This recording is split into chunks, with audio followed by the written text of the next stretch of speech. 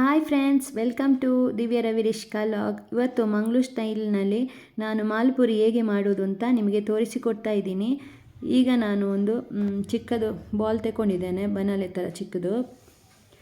ಇದಕ್ಕೆ ಈಗ ನಾನು ಸ್ವಲ್ಪ ಶುಗರ್ ಹಾಕಬೇಕು. ಅಂದರೆ ನಾನೀಗ ಒಂದು 100 ಗ್ರಾಮ್ ಅಷ್ಟು ಶುಗರ್ ತಗೊಂಡಿದ್ದೇನೆ. 100 ಗ್ರಾಮ್ ಅಷ್ಟು ಶುಗರ್ ಹಾಕ್ತಾಯಿದ್ದೀನಿ ಈಗ. ಈ ಶುಗರ್ ಹಾಕಿದ ನಂತರ ಇದು ಸ್ವಲ್ಪ ಕರಗಬೇಕಲ್ವ, ಅದಕ್ಕೋಸ್ಕರ ನಾನು ಇದನ್ನು ಗ್ಯಾಸ್ ಮೇಲೆ ಇಟ್ಟು ಸ್ವಲ್ಪ ನೀರು ಹಾಕಿ ಮತ್ತು ಅದನ್ನು ಇದು ಮಾಡ್ತೀನಿ. ಗ್ಯಾಸ್ ಮೇಲೆ ಇಟ್ಟಿದ್ದೇನೆ. ಈಗ ನಾನು ಇದಕ್ಕೆ ನೀರು ಹಾಕ್ತಾಯಿದ್ದೀನಿ. ನಾನು ಒಂದು ದೊಡ್ಡ ಗ್ಲಾಸಲ್ಲಿ ನೀರು ಹಾಕ್ತಾಯಿದ್ದೀನಿ. ಈಗ ಇದು ಸಕ್ಕರೆ ಕರಗಬೇಕು. ನಮಗೆ ಪಾಕ ಬರಬೇಕು ಅಂತೇನಿಲ್ಲ, ನಮಗೆ ಜಸ್ಟ್ ಶುಗರ್ ನೀರಾದರೆ ಸಾಕು. ಈಗ ಶುಗರ್ ಕರಗ್ತಾ ಇದೆ. ಆವಾಗ ನಾನು ಸ್ವಲ್ಪ ಫುಡ್ ಕಲರ್ನ ಆ್ಯಡ್ ಮಾಡ್ಕೊಳ್ತಾ ಇದ್ದೀನಿ. ಲೆಮನ್ ಯೆಲ್ಲೋ ಕಲರು ನಿಮಗೆ ಇಷ್ಟ ಇದ್ದರೆ ಹಾಕ್ಬೋದು, ಇಷ್ಟ ಇಲ್ಲದಿದ್ದರೆ ನಿಮ್ಮ ಚಾಯ್ಸ್ ಅದು. ನಾನೀಗ ಏಲಕ್ಕಿನ ಹಾಕಿದ್ದೇನೆ. ಈಗ ಏಲಕ್ಕಿ ಕುದಿಯುವಾಗ ಅದು ಸ್ವಲ್ಪ ಸ್ಮೆಲ್ ಬರ್ತದೆ, ಚೆನ್ನಾಗಿರುತ್ತೆ ಅಂಥೇಳಿ ನಾನು ಇಡೀ ಏಲಕ್ಕಿನ ಹಾಕಿದ್ದೇನೆ.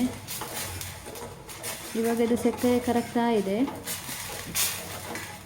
ನಾವು ಸ್ವಲ್ಪ ಸ್ಪೂನಲ್ಲಿ ಈ ಥರ ಮಾಡಬೇಕಿಲ್ಲ, ಅಡಿಯಲ್ಲಿ ಸಕ್ಕರೆ ಹಾಗೆ ನಿಲ್ಲುತ್ತೆ. ಇವಾಗ ಇದು ಆದ ಮೇಲೆ ಇದೀಗ ಆಗ್ತಾ ಇದೆ ನೋಡಿ, ಸ್ವಲ್ಪ ನೋಡಿ ಅಡಿಯಲ್ಲಿ ಇರುತ್ತೆ ಸಕ್ಕರೆ.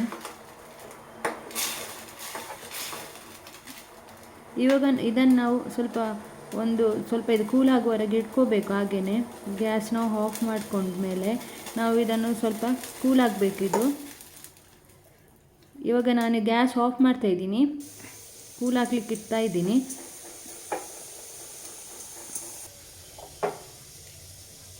ಇದೀಗ ಕೂಲ್ ಆಗ್ತಾ ಇದೆ.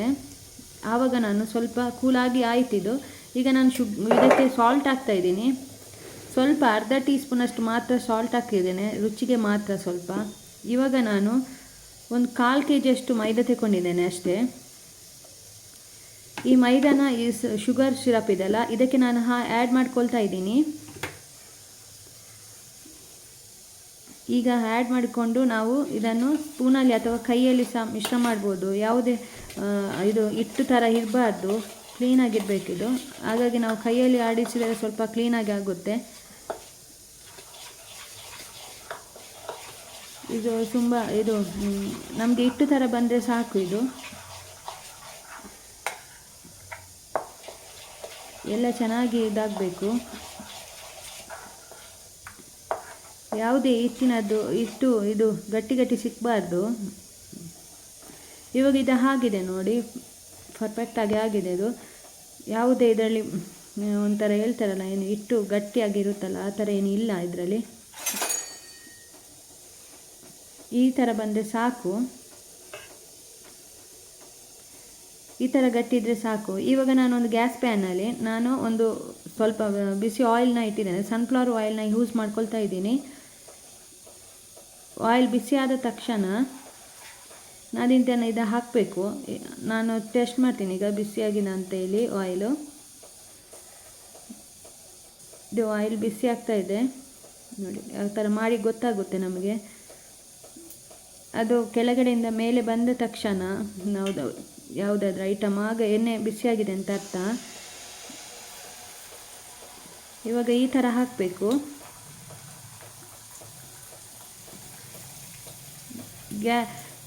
ಇದು ಚೆನ್ನಾಗಿ ಒಂಥರ ಬಿಸಿ ಆಗುವಾಗ ನಾವು ಮೇಲಿಂದ ಎಣ್ಣೆನ ಹಾಕಬೇಕು, ಬಿಸಿ ಎಣ್ಣೆನ ತೆಗೆದು.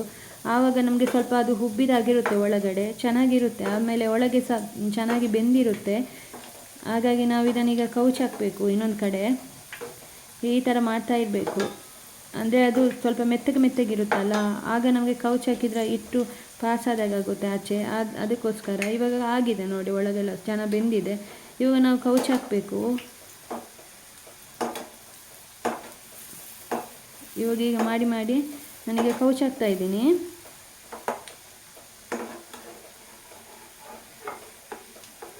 ಇವಾಗ ಇದು ಚೆನ್ನಾಗಿ ಬಂದಿದೆ ನೋಡಿ, ಈ ಥರ ಬರುತ್ತೆ. ಇದೀಗ ಚೆನ್ನಾಗಾಗಿದೆ. ಅದು ಸ್ವಲ್ಪ ಡಿಮ್ ಥರ ಕಾಣ್ತದೆ, ಅದು ಮೊಬೈಲ್ ಸ್ವಲ್ಪ ಪ್ರಾಬ್ಲಮಿಂದ ಡಾರ್ಕ್ ಇದೆ ಅದು ಯೆಲ್ಲೋ ಕಲರು.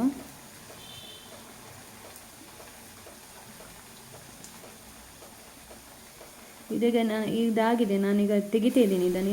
ಇನ್ನೊಂದು ಹಾಕಿ ತೋರಿಸ್ತಾ ಇದ್ದೀನಿ ನಿಮಗೆ. ಈ ಥರ ಮಿಡ್ಲಲ್ಲಿ ಸ್ವಲ್ಪ ಎಣ್ಣೆ ಹಾಕ್ತಾ ಇರಬೇಕು ನಾವು, ತೆಗೆದು ನಾವು ಒಳಗಡೆ ಚೆನ್ನಾಗಿ ಇಟ್ಟು ಬೇಯ್ತದೆ. ಇದನ್ನು ಸಹ ನಾನು ಇನ್ನೊಂದು ಸೈಡ್ ಹಾಕ್ತಾ ಇದ್ದೀನಿ. ಈ ಥರ ಒಂಥರ ಮೂವ್ ಮಾಡಿ ಹಾಕಬೇಕು. ಇವಾಗ ಇದು ಹಾಕಿದ್ದೇನೆ, ಈ ಥರ ಆಯಿತು. ನಮ್ಮದು ಕುಕ್ಕಿಂಗ್ ಚಾನಲ್ ನಿಮಗೆ ಇಷ್ಟ ಆಗಿದ್ದರೆ ಒಂದು ಲೈಕ್ ಕೊಡಿ, ಮತ್ತು ಸಬ್ಸ್ಕ್ರೈಬ್ ಮಾಡಿ, ಮತ್ತು ನಮ್ಮ ಚಾನಲ್ಗೆ ಸಪೋರ್ಟ್ ಮಾಡಿ.